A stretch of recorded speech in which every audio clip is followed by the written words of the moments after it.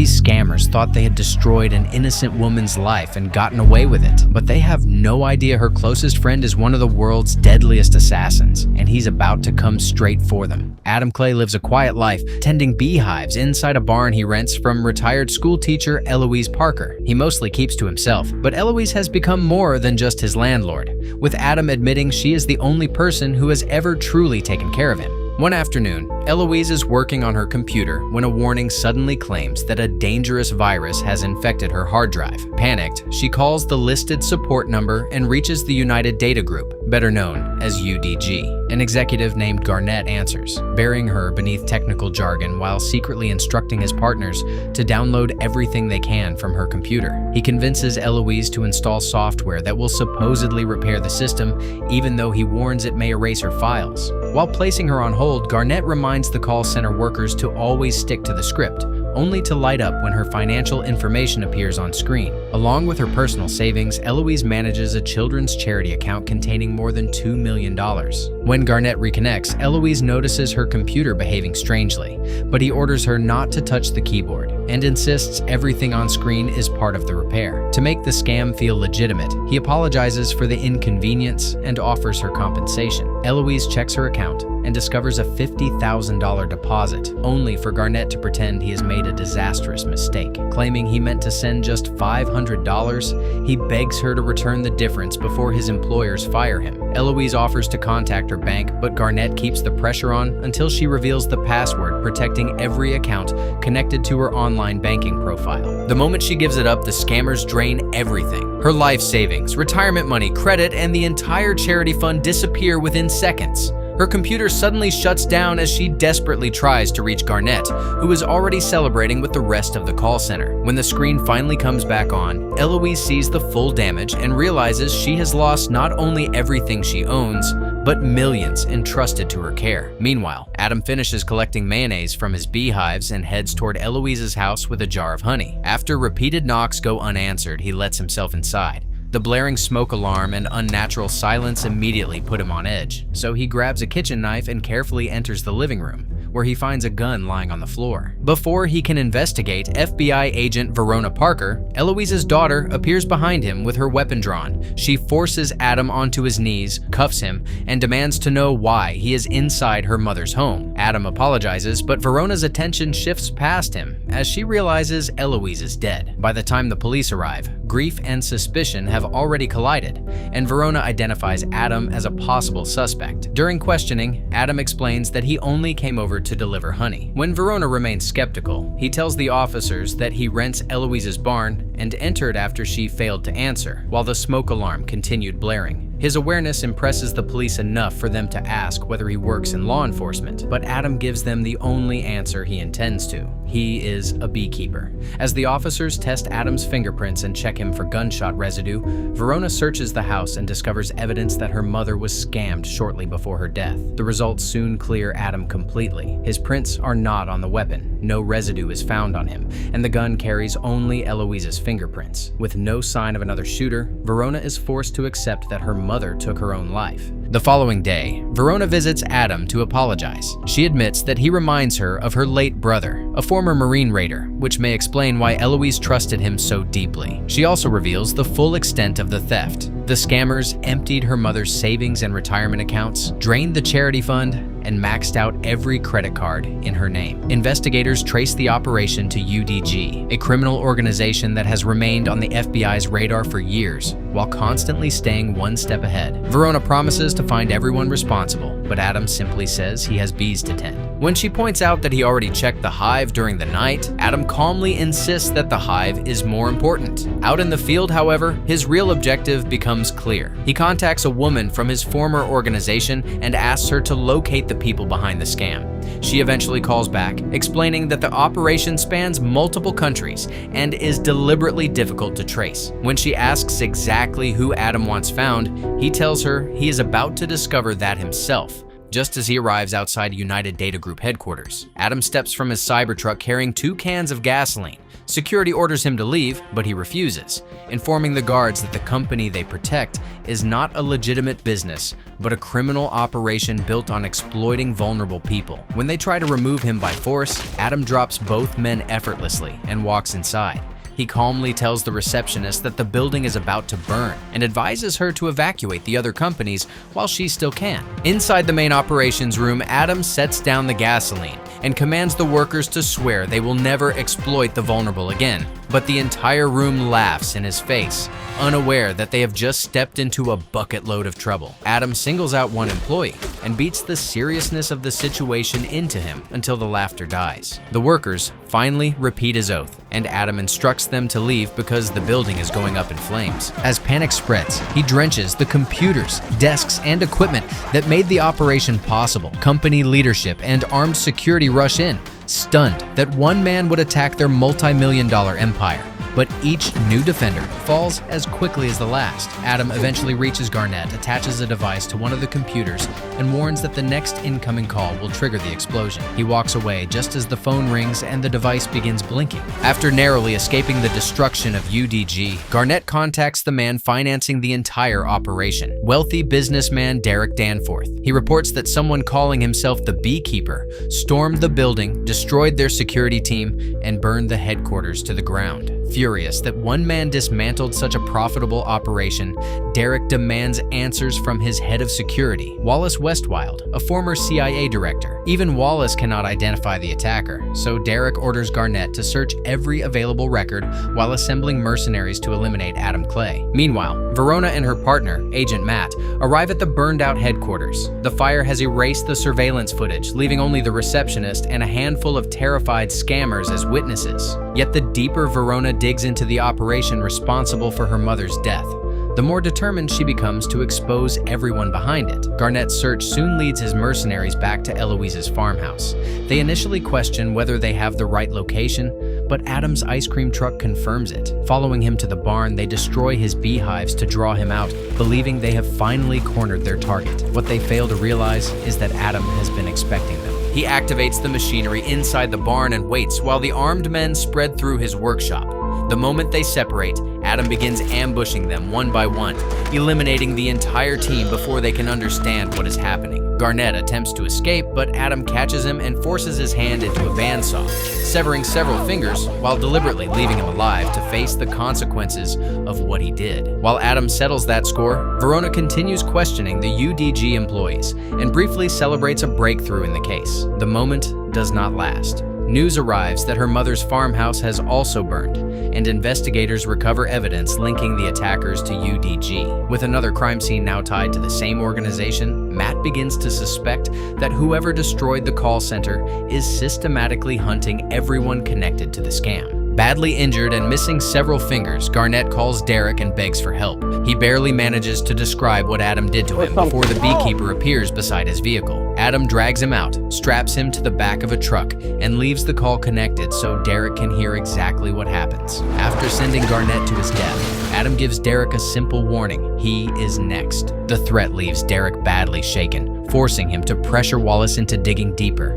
Their only clue is Adam's repeated claim that he is a beekeeper, but Wallace soon discovers that the title is far more literal and far more dangerous than Derek realizes. Adam Clay is a retired operative from the Beekeepers, a secret intelligence organization created to eliminate threats beyond the reach of conventional agencies. Having spent years inside the intelligence community, Wallace knows their reputation well. Once a beekeeper decides someone must be removed, very few people survive long enough to argue otherwise. Although Wallace despises the criminal empire Derek has built, he remains at his side out of loyalty to Derek's mother, Jessica, the President of the United States. That loyalty may keep Wallace in the fight, but Adam's identity makes one thing painfully clear: protecting Derek is about to become almost impossible.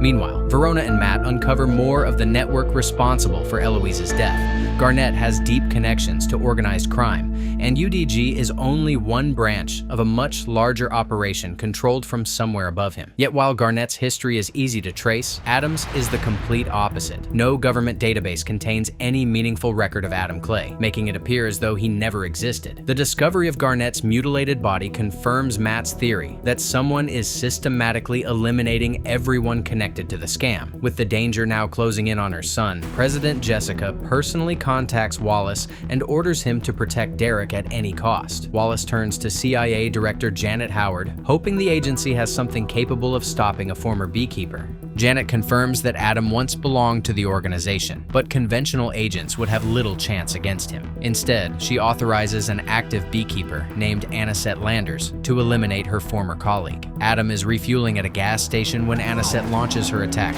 trying to run him down before spraying the area with bullets.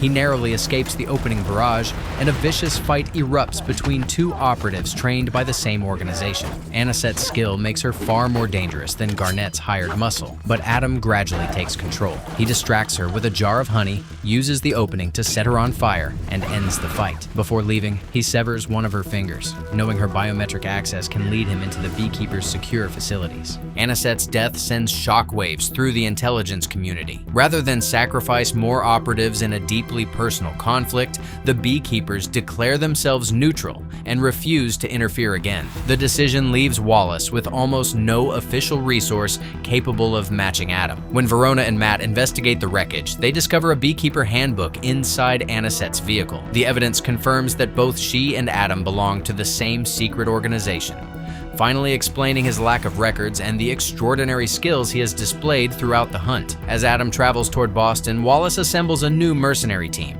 and makes sure they understand what they are facing. The beekeepers are elite operatives who work outside normal government authority, removing threats they believe endanger society. Adam may be retired, but his training remains intact, and Wallace considers him rogue, driven by a personal mission that will not end until Derek Danforth is dead. Using Anisette's severed finger, Adam breaches a hidden beekeeper facility and searches its database for the next link in Derek's network. The trail leads to the 9-Point Center, another call center running fraud on a massive scale. Adam loads up on equipment and heads out, while Verona briefs Deputy Director Prigg and Special Counsel Amanda Munoz on what truly drives him. Adam is not chasing money or acting out of blind revenge. He believes predators like Derek must be removed when the system refuses to stop them. Convinced 9 Points will be his next target, the FBI authorizes a full-scale raid and mobilizes its tactical units. Inside the call center, Executive Rico Anzalone dismisses the danger and refuses to shut down such a profitable operation. Wallace takes the threat far more seriously, sending Commander Penis and a team of mercenaries to secure the building before Adam arrives. They evacuate the employees and prepare to meet the beekeeper head-on. Unfortunately for them, Adam enters alongside the raid itself, blending in with the arriving SWAT officers. He warns the agents to stay out of his way, hoping to prevent unnecessary casualties, but they recognize him and attempt an arrest. Adam overwhelms them and forces his way inside, where the terrified scammers immediately realize the man who destroyed UDG has found them. He gives them one chance to evacuate before Pettis and his mercenaries move in. The first wave surrounds Adam from every direction, but numbers mean little against someone trained to dismantle entire operations alone. He tears through the mercenaries one by one before disappearing into the building's infrastructure. Crawling above the ceiling, Adam uses the cramped passages to isolate his pursuers and drag them into ambushes before they can regroup. Pettis eventually corners him, only for Adam to trigger the fire alarm and plunge the building into chaos. Using the distraction, he steals Pettis' weapon and forces him into a vicious hand-to-hand fight. Pettis puts up more resistance than the others, but Adam finally crushes him with a fire extinguisher and continues toward Rico. By the time Boston police and Verona reach the building, Adam has already prepared another escape route. SWAT officers pursue him into an elevator shaft and fire blindly into the darkness above. Adam remains hidden until they pile inside, then detonates the support cable and sends the elevator crashing down, stranding the entire team. Realizing he has cut off the fastest route upward, Verona redirects the remaining officers toward the stairs. Adam reaches Rico and demands the name of the man controlling the operation. Rico initially refuses, insisting his boss is too powerful to touch, but Adam reminds him that no one is beyond consequences. She was an educator, mom, dedicated her whole life to helping people. Yesterday she shot herself. She took $2 million from a charity she ran. She was the only person who ever took care of me. Who and where, Mr. Anzalone? Tell me who and where. I can't. Look, these people, they're untouchable. No, please, please! Stop! I will! Terrified, Rico finally gives up Derek Danforth's name. Before Adam can force out anything more, Verona and her team storm in with their weapons trained on him. Verona pleads with Adam to stand down and allow the justice system to handle Derek, but Adam has already seen how easily that system allows powerful men to hide behind money and influence. Rather than fight her, he slips away through the building and crosses paths with Matt. Adam disarms him without causing any real harm, unloads his weapon and walks off, making it clear that law enforcement was never his true target. With Rico and the remaining scammers arrested, Verona and Matt search the building and uncover the scale of Derek's operation. Both UDG and 9 Points are controlled through Danforth Enterprises, a company that also develops software for government agencies. Even worse, money stolen through the phishing network was secretly funneled into President Jessica Danforth's election campaign. Verona now realizes Adam's pursuit could lead beyond Derek to his mother, especially if he believes the president knowingly benefited from the criminal empire. Verona reports the discovery to Deputy Director Prigg, who orders the information kept confidential until the FBI can determine how deep the conspiracy runs. She warns him that Adam may consider the president his next target, prompting federal agents to descend on the Danforth family's coastal estate. They join the Secret Service and Derek's private mercenaries in locking down the property and protecting everyone inside. Wallace also brings in Lazarus, a legendary beekeeper hunter who lost a leg fighting one of Adam's former colleagues. Even he refuses to underestimate their opponent, admitting that Adam is not the kind of man they can expect to defeat through ordinary force. President Jessica quickly notices the overwhelming security presence and begins questioning why her own home has become a fortress. Derek attempts to reassure her, but he cannot stop the truth from closing in. Beneath one of the arriving security vehicles, Adam has already infiltrated the estate. He ambushes a Secret Service agent inspecting the vehicle, takes his uniform and later changes into a suit, allowing him to move among the guests without drawing attention. Inside, Prigg privately confronts Jessica and Derek with everything the FBI has uncovered. Danforth Enterprises used classified government software to mine personal data and manipulate voters across crucial swing states, helping secure Jessica's election. The operation was financed with money stolen from victims like Eloise. Jessica is devastated to learn that her son's success and possibly her presidency was built on fraud. Refusing to protect herself at the expense of the truth, she vows to confess publicly if that is what it takes. Verona soon spots Adam moving through the estate and orders an immediate search. A chase erupts across the grounds until mercenaries and Secret Service agents surround him outside. Lazarus forces Adam onto his knees and prepares to execute him despite Verona's objections. But Adam has already rigged the area. He detonates explosives planted among the security vehicles, using the blast to break free before charging deeper into the mansion. Now, fully aware of the scale of Derek's crimes, Jessica decides to expose him publicly, hoping that surrendering the truth may also spare his life. Adam continues cutting through the estate's defenders, dropping Secret Service agents and mercenaries as he closes in. Lazarus eventually intercepts him, leading to a brutal knife fight that becomes Adam's toughest battle since leaving the Beekeepers. Both men tear into each other, but Adam survives the war of attrition and finally puts the legendary hunter down. Near the president's office, Wallace makes one final attempt to stop him. He reminds Adam that the Beekeepers were created to protect society, not to pursue personal revenge. Adam acknowledges the distinction, but Derek's crimes have already convinced him that the mission serves both purposes. He refuses to stand down. Inside the office, Derek panics as the consequences finally reach him. He shoots Prigg and grabs his own mother, holding Jessica hostage just as Adam, Verona, and Matt burst into the room. Verona tries to control the standoff, warning Adam not to harm either of them, but Derek refuses to surrender and threatens to kill Jessica if it means saving himself. You decide who you work for the law or for justice. Before Derek can make good on his threat, Adam shoots him and ends the standoff. With his mission complete, Adam escapes through a window and races toward the beach. Verona follows and takes aim, but after everything she has uncovered, she cannot bring herself to fire. She lowers her weapon and allows him to leave, accepting that the justice her mother never received has finally been delivered. Adam reaches scuba equipment he concealed near the shoreline, dives beneath the waves, and disappears into the ocean before anyone can stop him. At least for now, the hive is safe.